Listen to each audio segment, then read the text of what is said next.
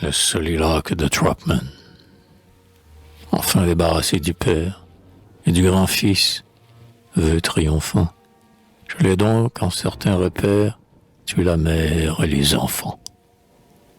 Je fus les attendre à la gare, dans la nuit froide, sans manteau. J'avais à la bouche un cigare, et dans ma poche un long couteau. Tout entier au plan du massacre, si pesé dès qu'il fut éclos, je m'étais muni d'un grand fiacre, d'une couleur sombre et bien clos. Sur les coussins, calme, sans fièvre, je me vautrais comme un sultan. Je devais avoir sur la lèvre le froid sourire de Satan. Je sais que plein de convoitise, je ricanais, tout en songeant que pour 8 morts, une bêtise. J'allais avoir beaucoup d'argent. Je pensais, destin, tu me pousses au forfait le plus inouï, mais puisque j'ai d'ignobles pouces et pas de cœur, je réponds, ouais. Le train du Nord me les apporte, et moi, l'homme au projet hideux, mystérieux comme un cloporte, je me voiture au-devant d'eux. Pour les saigner comme des bêtes, pour les pétrir, les étrangler, pour fendre et bossuer leur tête, sans qu'ils aient le temps de beugler. J'arrivai. La gare était pleine, de bruit et de monde. À minuit, je pourrais combler dans la plaine un grand trou bâillant entre la nuit.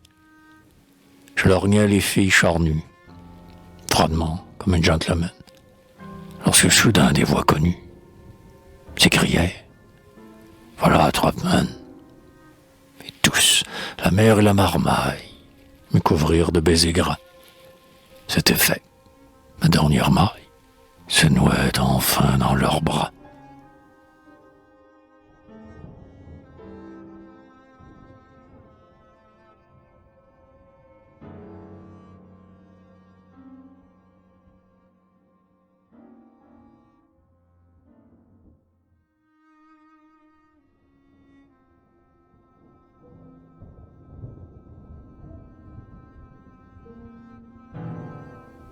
Nous roulions pour que mes victimes eussent foi dans ma loyauté.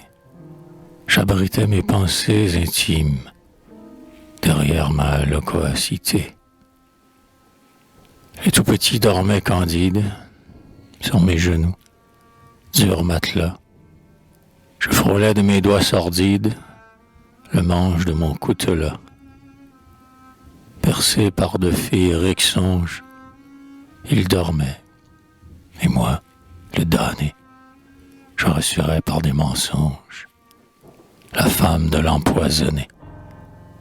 Glutterait-elle, cette sainte? Je l'épiais sournoisement. Quelle chance! Elle était enceinte. J'eus un joyeux tressaillement. Je la tuerais, quoi qu'elle fasse, sans trop d'efforts bien essoufflants, d'un coup de couteau dans la face et d'un coup de pied dans les flancs.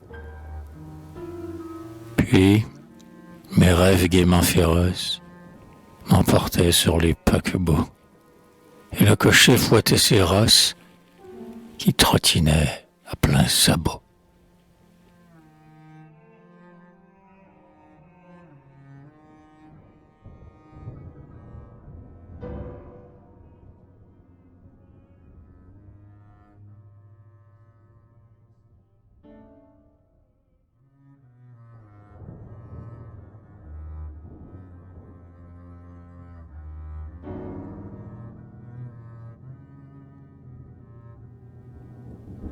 La banlieue avec l'eau, c'est bouge.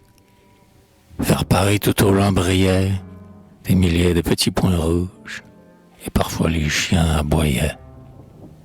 Les usines abandonnées tressaient lugubrement dans l'air leurs gigantesques cheminées, toutes noires sous le ciel clair. Ces lueurs de nacre et d'ombre, comme un prodigieux fanal, la froide lune de septembre illuminait ce bourg banal. que moi, le vomi des abîmes, l'ami perfide et venimeux, par le plus monstrueux des crimes, j'allais rendre jamais fameux. Nous étions rendus. Le champ morne, à 2 pas de nous, sommeillait. Leur vie atteignait donc sa borne. Et pourtant, j'étais inquiet. Refuserait-il de me suivre, averti par de noirs frissons? Le cocher, bien qu'aux 3 quarts ivre, aurait-il enfin des soupçons?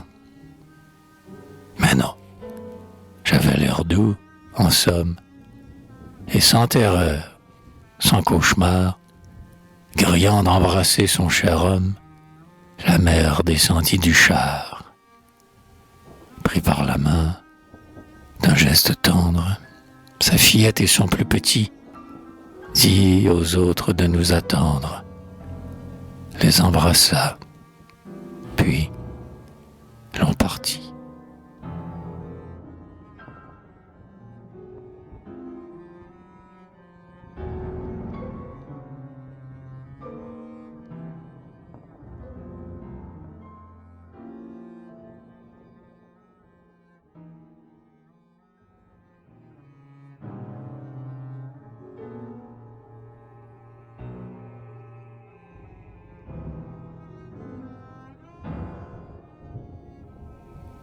Elle allait portant sa fillette, ses petits bras autour du cou.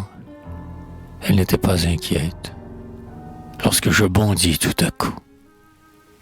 Mon attaque fut si soudaine qu'elle ne vit pas l'assassin. Je lui piétinai la bédaine et je lui tailladai le sein. Puis, me hurlant sur chaque mioche, près de leur mère qui râlait, je l'ai couché d'un coup de pioche. Plus que 3, comme ça, filaient. Ils m'attendaient dans la voiture. Venez, leur dis-je, mais voici, votre mère est à la torture, en vous sachant tout seul ici. Alors, minute solennelle, admirablement papelard, d'une main presque maternelle, je mis à chacun un foulard. À peine le cocher stupide était-il parti, qu'aussitôt, vertigineusement rapide, je les assaillis sans couteau. Sur leurs 3 coups, je vins m'abattre, horriblement je les sanglai.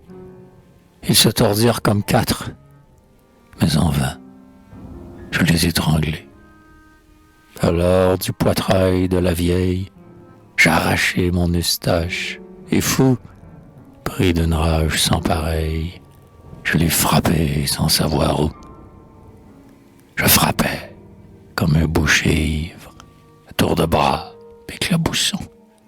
Moi, le froid manieur de cuivre, de lambeaux de chair et de sang, mon couteau siffla dans leur râle, et mon pesant pic de goujat défigura ces faces pâles, où le sang se caillait déjà. Puis, sous le ciel, au clair de lune, avec mes outils ébréchés, je fis sauter, l'une après l'une, les cervelles des 6 sachets. C'était si mou sous ma semelle que j'en fus écœuré. J'enfouis, mort ou non, tassé, pêle-mêle, c'est malheureux. Et je m'enfuis.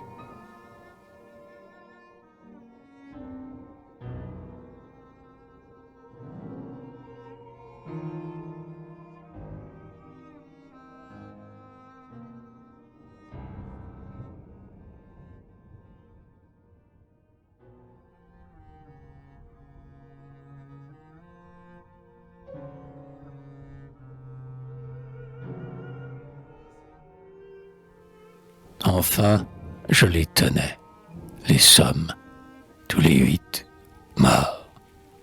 C'était parfait. J'allais vivre, estimé des hommes, avec le gain de mon forfait. Eh bien, non. Satan, mon compère, m'a lâchement abandonné. Je rêvais l'avenir prospère. Je vais être guillotiné. J'allais jeter blouse et casquette. Je voulais être comme il faut. Demain matin, à la requête, on me rase pour l'échafaud. Je me drapais dans le mystère, avec mon or et mes papiers. Dans 24 heures, l'on mentait, avec ma tête entre mes pieds. Eh bien, soit. À la rouge veuve, mon cou va donner un banquet. Mon sang va couler comme un fleuve dans l'abominable baquet. Qu'importe, puisqu'à leur machine, j'irai crâne sans tombereau. Mais avant de plier l'échine, je mordrai la main du bourreau. Et maintenant, crollet, ténèbres. Trapman, en ricanant, se dit que parmi les tueurs célèbres, lui seul sera le grand maudit.